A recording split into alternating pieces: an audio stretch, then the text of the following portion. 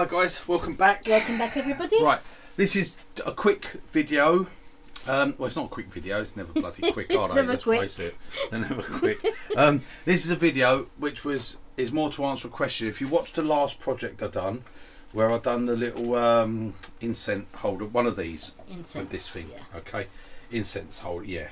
Right, I've put this bit off. I've already taken this down a little bit to get the shape, because I had a question which Lisa will read out. Yeah, so it's from Frank Mangiapane, and he says, could you please explain why the tool with the longer bevel produces a better finish?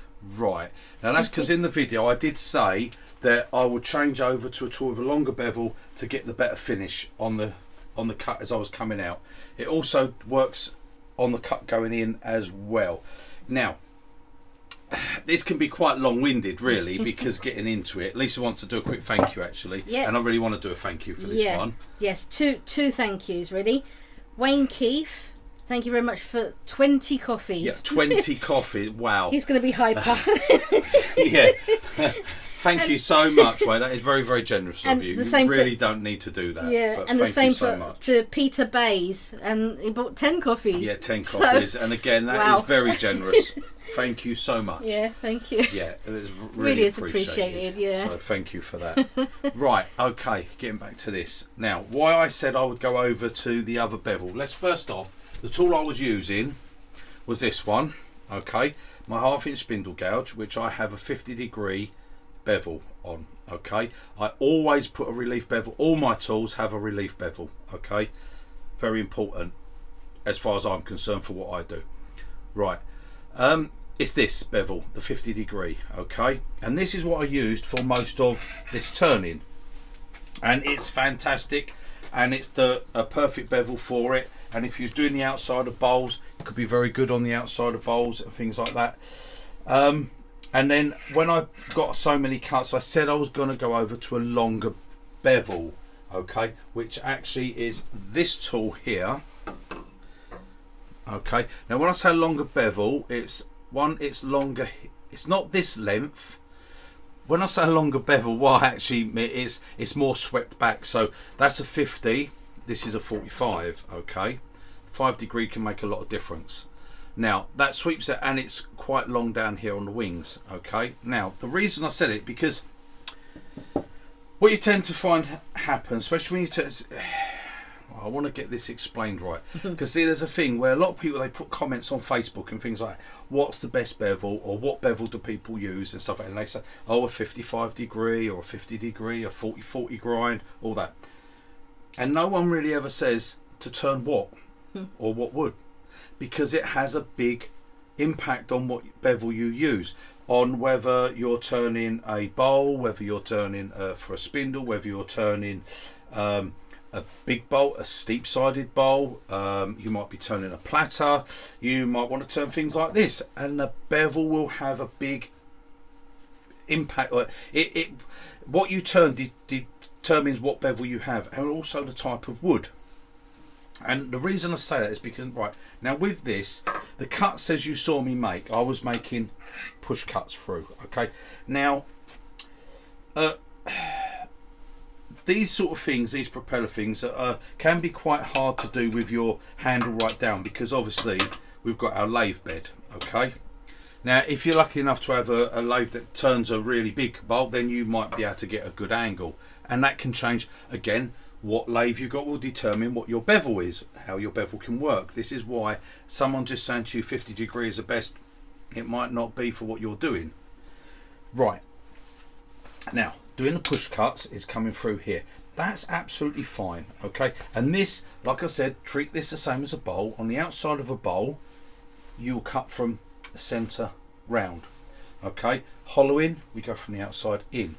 If we take cuts here, which a lot of people will do on these sort of things, and we come in, we're going into end grain, because the grain's coming this way, cutting in, we get a lot of tear out here. It will cut it, and you will probably get more control going that way on this piece, but you will get so much tear out on here, and this is not the sort of pieces you want to try sanding tear out, okay.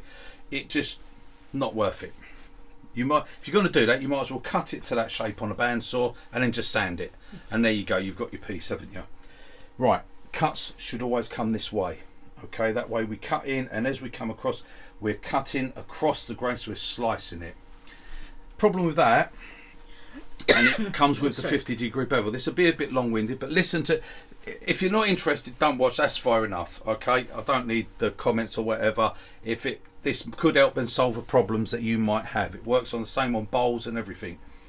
Right, with a 50-degree, to keep that bevel on, okay, we're pushing on. Now, you don't exactly push a bevel, but you do push a bevel. You don't push it with force, but you let it ride. But you must maintain that. So you've got to have a certain amount of pressure pushing forward, okay, to keep that bevel in. Bevel is what controls our cut and controls our depth, nothing else. You will have people that will try to do this and skim it, and you're controlling it. You will never ever get that perfect. You'll never control it.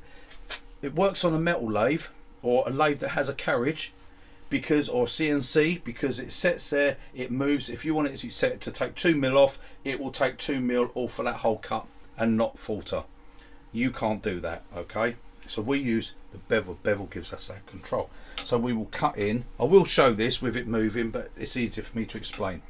So we will start our cut. Bevel comes on right on the center. Roll it. Got our cut. Now we will follow through, and we've started our depth. Now, as long as we keep that bevel there, it will maintain that cut all the way around, and we will come around and come around and come around. As we come around here, this is getting a bit thinner. It's gonna have that little bit of flex. It's still thick enough, but it's still gonna have more flex here than here. So you will start, because you're pushing on, and not only that, with these sort of pieces, when we're here, right, look, there's that much and I'm cutting again. It's there. When I'm here and I've come here, I've got all that before it starts cutting again. And because it's happening very, very fast, this is where you need speed. If you was turning this at about 500 RPM, there's a great chance, if you're pushing with your bevel, you'll actually push in and get very nasty catches. Right, it's coming. So we've got that airspace, which really causes us a problem and causes that bit of bounce. And what it will do is you'll get slight ripples in here that you can't sand out. You'll never sand them out, and it will put ripples in. And all it is bevel bounce. It's because that tool is actually pushing on, and you're getting a bit of bounce, and you will hear it. Right, when we go over to a longer bevel, and this is why I said the longer bevel. One, if we're cutting this way, what happens is we're not pushing on as much because it's steeper. So if you're pushing there, I can put pressure on. If I'm trying to push there, I can't put pressure on that way as much because I've got a slope. So the longer that bevel, as in the more swept back it is, the more chance I'll come through, and I'll keep it going without, I'm not pushing on so much, I'm more pushing forward, and it's just going to follow the cut. The other side is that, and what you actually saw me do, was I was able to come around here, drop my tool rest down, and the cut, actually what I wanted to do was this one, where I cut here, and I have my bevel, there's my bevel, and I'm actually cutting a slice like that there, okay, and that I can maintain by coming through. And there's no danger of catches because the wood is coming this way. If I did get a catch, like say, I mean it can't happen, but let's just go like that. It can't, look, what happens? The tool will just push down here. If we're doing that with this one, a 50-degree, our angle changes and we're here.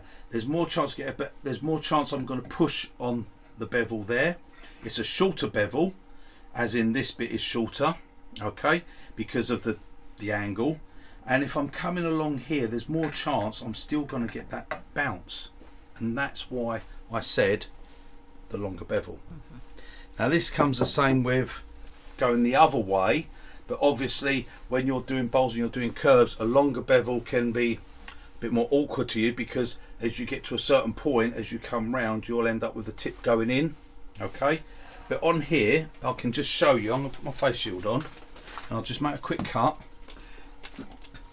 Half of you have probably already got bored and switched off. Yeah, well. So that's okay. They won't learn. That's good.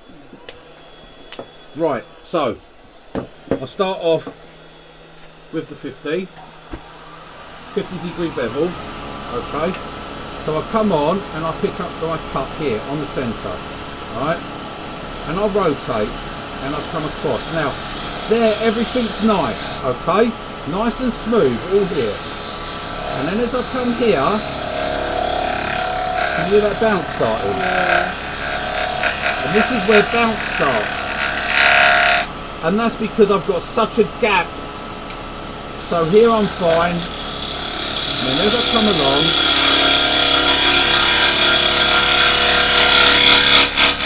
see, you can hear it.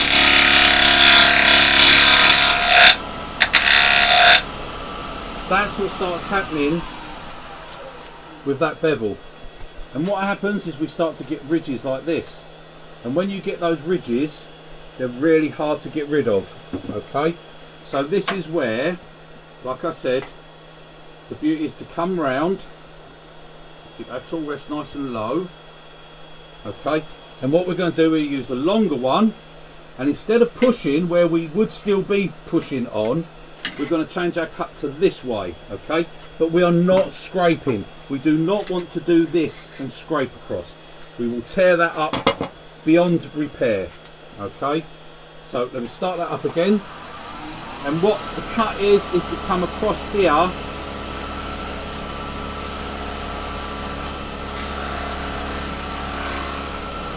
The bevel's on.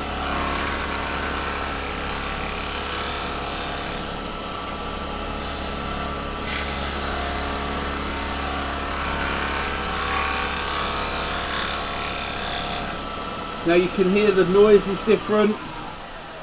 Okay, the noise is different. And what we'll do is we'll start to clear this up. I've got to get rid of a couple of little marks down this end, but we will start to clear all this up and get it a lot cleaner. Okay, and we get beautiful crisp edges on here with no tear out whatsoever. Okay, so that is why I need to put that handle over that side. I'll show again. So we come on again, and all we do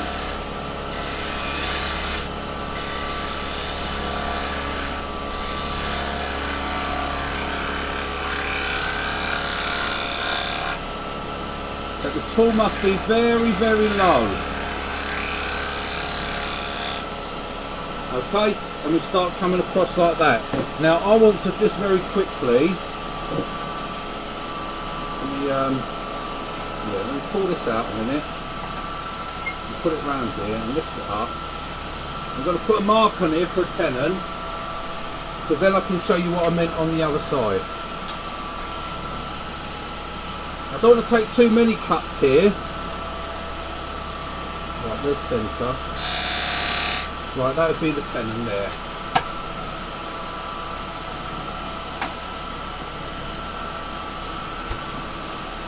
So what I'm going to do, I'm just going to put a quick tenon on here. That's it.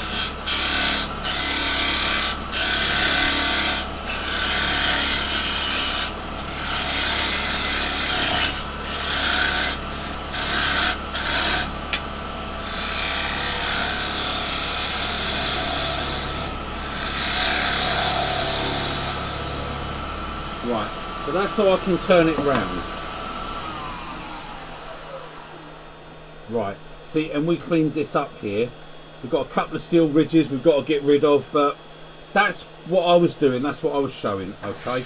And that's what I was showing that. I want to get it round and turn it round. I can't take any more cuts, because if I take too much away, I'm not going to be able to do the inside of it, which is what I wanted to show. Yeah, I've still got just about enough meat there. But that's what it was for, and it's the same with turning a bowl on the outside, because if you're turning a bowl and you're doing push cuts, you've heard me say before, I changed to a longer bevel to take a cut round, because what will happen is you'll get the same with a push cut. You'll always get that bit of bounce on the end grain. Right, I think I can get this in here. Yep, there it is. That's it, nice and tight. There we go. Right, okay. Now, we'll turn that. Because what I want to show here a little bit is also with the carbide, the difference it will make with the carbide. Okay, so first off, I'm just going to take some of this away with the spindle gouge. Okay, come in.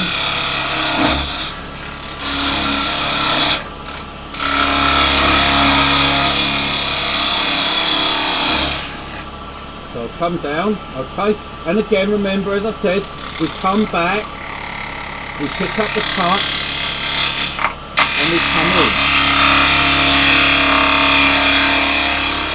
Now I haven't got a lot of wood to play with here. Right, and we come in. Now each time as we're coming back, this wood here is going to be starting to get thinner.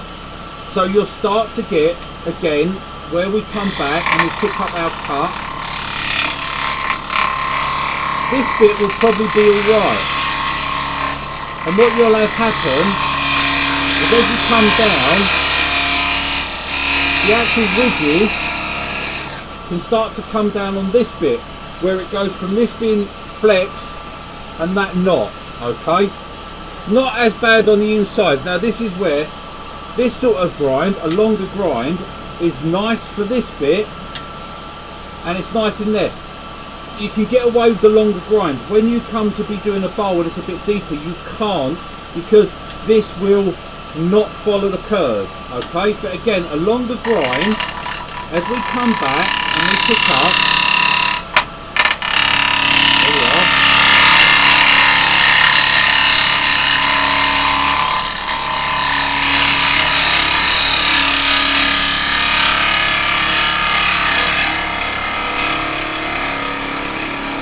Right, now as I've come to there, I've got to be careful, I can't go too deep. What you can start to get is ridges here if you're not careful, if your grind is too long. See, on the other side, coming out, the longer grind's better. On the going in, you want the shorter grind, okay? And here, I mean, this is still flat across here. Let's have a look.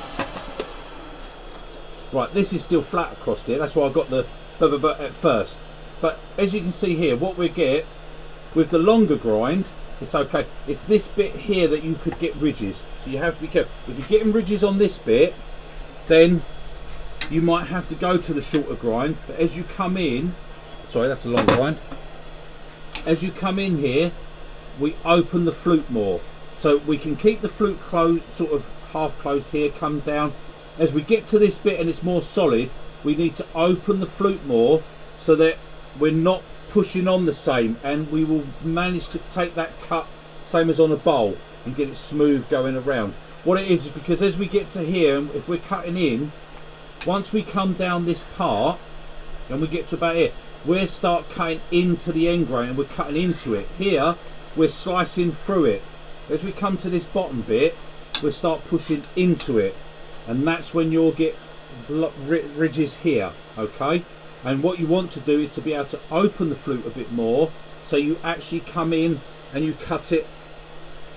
The fibres are coming down on the cutting edge, so they're cutting, you're not pushing into it. Now with carbide, as I've said before, for hollowing bowls and things, yeah, fantastic is like the SCH3, the SCH6, all the SCH range are fantastic. And this basically is a bowl, okay? But is that missing that? Yeah, that's gonna miss that, right.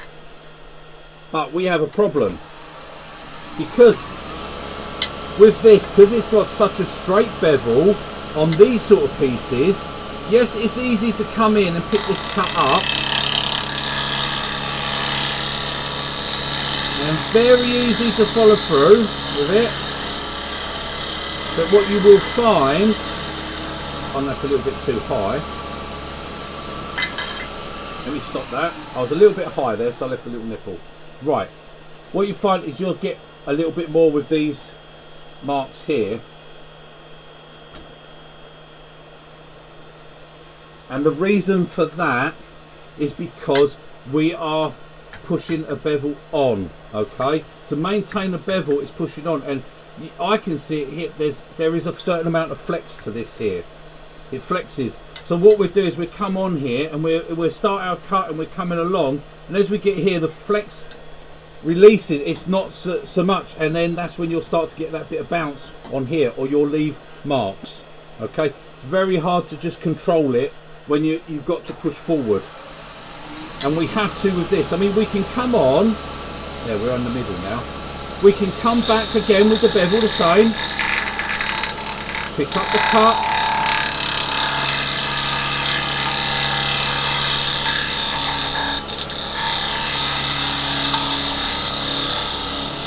And so you can hear the total change in it. Yeah. Okay, see here we can push the bevel on and we get no flex. When we push here, look, you can hear, because you've got the gap in and everything as well. So that, yes, it's very good for it, and it's a very easy tool to make. If you want to do these and use carbide, the SCH, really easy, because all you do is come back, there's the start of it, come on,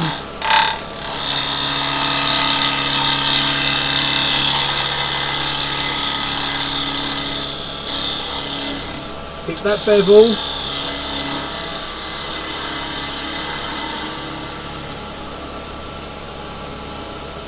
and come through. Okay, but like I said, the problem with that is you will get the lines here. Okay, now, and I've got them here, look, you can see I start to get ridges. That's because when you're using a tool like this, I've got no support of the rest of the bowl, and this has got a lot of movement. You can see there's a lot of flex there now. Okay, and that's all it is the wood is moving away. So that's why that would not be the best to do. Although it's fantastic for bowls and on solid wood it's brilliant, it's not the best on here. So believe it or not, the best thing on here is standard carbide, and the 9mm is absolutely perfect, because we can use this exactly the same as the spindle gouge. We're instead of being here with a bevel where we're pushing on, we're here where we're not pushing on, we're pushing forward. Okay, but again, we have to be careful with how we come in, because we must not cut on the top half of the cutter, we must be on the lower half.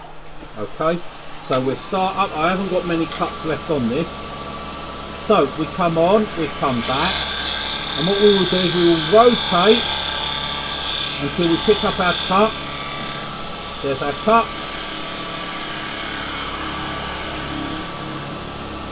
And we can come in.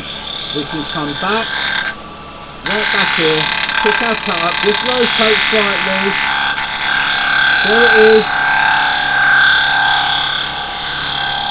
There's the cut. In we come. And what we're going to do, I'm going to take nice fine cuts there.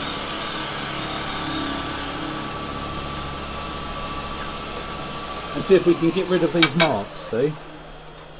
Right, there, look, here, we've got super, so I've got to make another little cut back here. But we've got rid of all those ridges that were down that bit, yeah? Yep. Right, and that's where the standard cutter is better, because we can get this action across. And that's the same, like I said, with the longer bevel on the spindle gouge, because when we've got a longer bevel, a 45, we can come in and we can push this way, and the same as we get to the bottom, because this is open. See, if this was a bowl, you tend to get a bit more awkward with this, you'll lose it down here, but because we've got a very open form there, we can come on this bevel. This grind makes it better, okay, because we can come down, we can open up, and we can follow that right the way through, and all our pushing is going forward.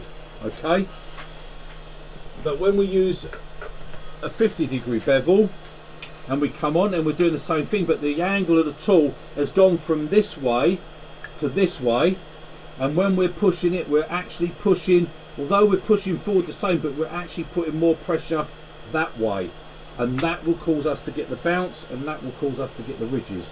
Okay, and all that needs there is that one more, and that will take those out completely.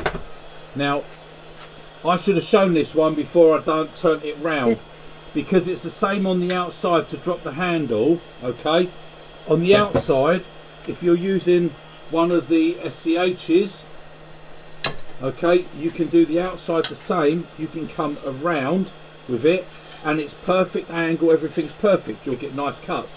As it gets thinner, you'll get flex, so you're pushing on here, it will start to give that same bouncing, and you'll get the marks, you'll get lines in it, and those lines, believe me, do not sand out. Right, we do not want to scrape, because if we scrape with it, we'll be in all hell of a trouble. All we need to do is get our tool rest lower, drop our handle, and start cutting up here. And all we do, we're still using the bevel, because the beauty of a round cutter is the bevel's all the way around. So whether we've got our bevel on here or our bevel on here, we're still coming in the same direction. We're still a push cut, even though we're pulling it. We're pulling a push, okay, or pushing a pull, whichever way you want to see it. There, the bevel's on, and we would be pushing out, but because we're pushing, we would push on. So we want to change that angle, come around here and come back, but we can't come in this way, because that would be a nightmare. That would grab and pull you over. We need to have our handle down and cut up here, so as the wood comes down, we would be cutting here, but not on this side, because this is the inside. We never cut that way, we must always cut it that way. Okay, and on here, like I said, the last, let me get that out and get that in line. Right, okay, so the last cuts would be, right, let me just clean that centre up.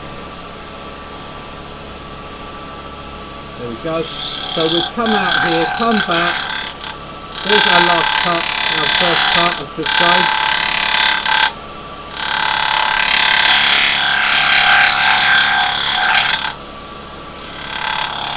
There it is.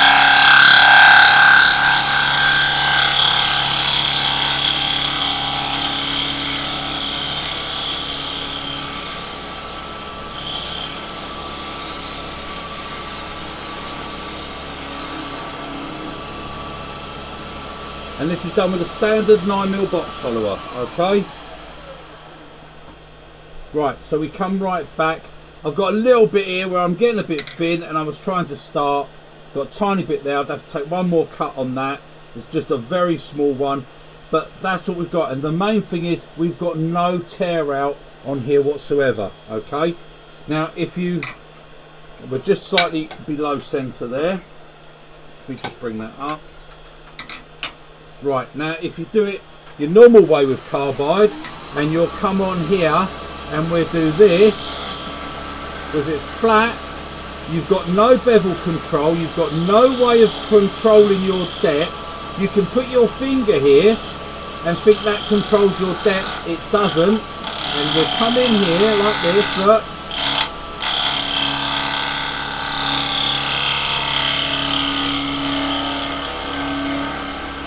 And you think that went nice and good.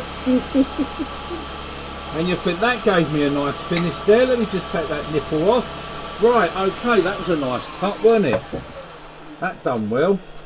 And then when you look at it here, we've got all these ridges, and we've got all this tear out. Look, that's gone right into that grain.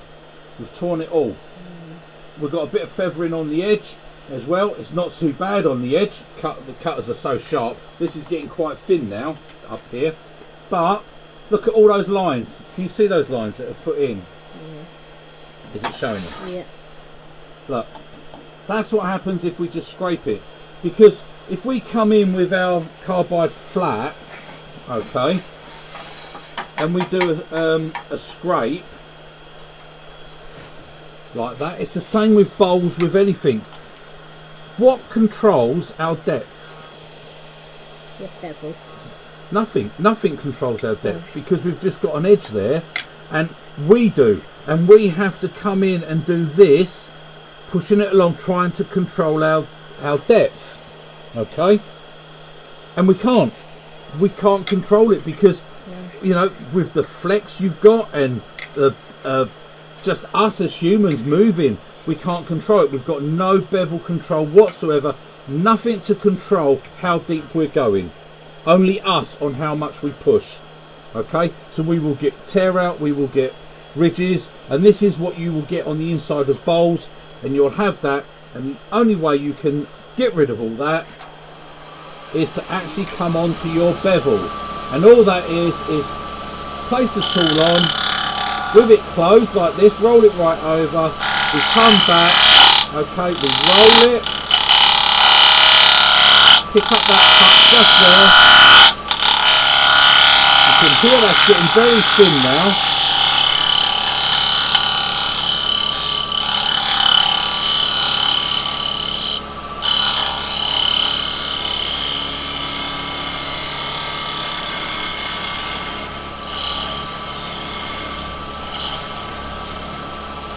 Come through to that middle and just roll that a little bit more. There we go. Straight through to the middle. All done with the bevel. Okay, and we get rid of the tear out, and we got rid of those lines there. Okay, and that's got quite thin now, but that is how we do that, and that's why I said with the bevel. Okay, but again, that's for doing something like that. If this was actually a bowl and it went a little bit deeper, then no problem with using this tool. This would be the one to use and come in and go right round. You'll get a beautiful clean finish all the way round. Same with your gouges.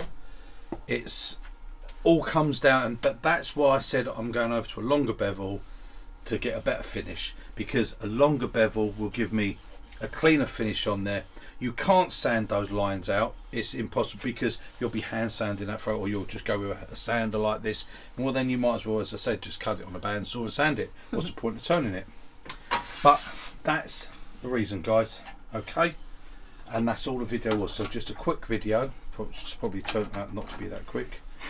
And that's it, and that's just what it was, just to turn that. Okay, so I'll see you on the next one, guys. Hope that answered your question. Probably long-winded, but there you go. That's me. That's why you said you couldn't put it in an email. That's why I said I wouldn't put it in an email. I'd have to do it on a video. Yeah. So toodle pip, guys, and I'll see you on the next one. Bye, guys.